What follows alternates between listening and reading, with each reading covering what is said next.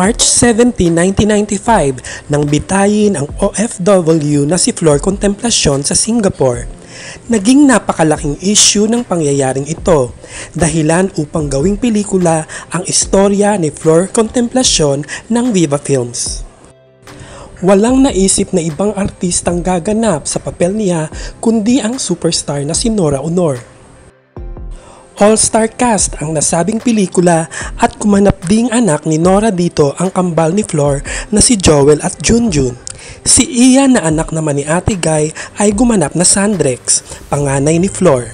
Si Joel Amangan ang direktor ng pelikula na isang true-blooded Noranian. Ang Flor Contemplacion story ay ang matagumpay na pagbabalik pelikula ni Nora matapos ang 2 taon. Taong 1993 ang huli niyang pelikulang ginawa at ito ay ang Inay. Ipinalabas sa mga sinihan ang pelikulang The Flor Contemplacion Story noong June 7, 1995 at tulad ng inaasahan, tumabo ito ng husto sa takilya at umani ng maraming parangal. Bukod sa pagiging box office queen ng taong iyon, nakamit din ni Nora ang mga sumusunod na awards dahil sa pelikulang The Flor Contemplacion Story. Kabilang na ang Best Actress mula sa A-list at prestihiyosong Cairo International Film Festival.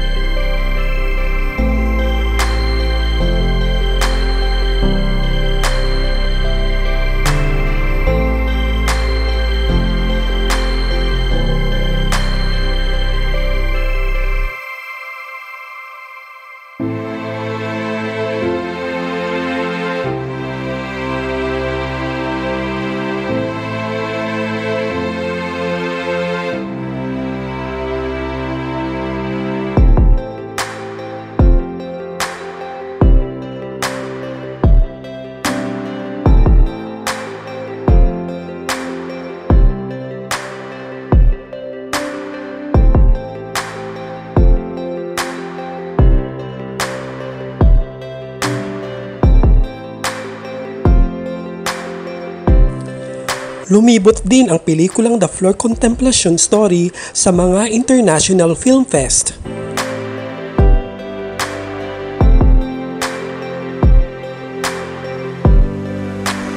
Ang pelikulang The Flor Contemplacion Story ay isa pa ring di mapapantayang pelikula ni Nora Aunor na nagbigay ng karangalan sa ating bansa. Tatak Pinoy, tatak superstar, tatak national artist, tatak Nora Aunor.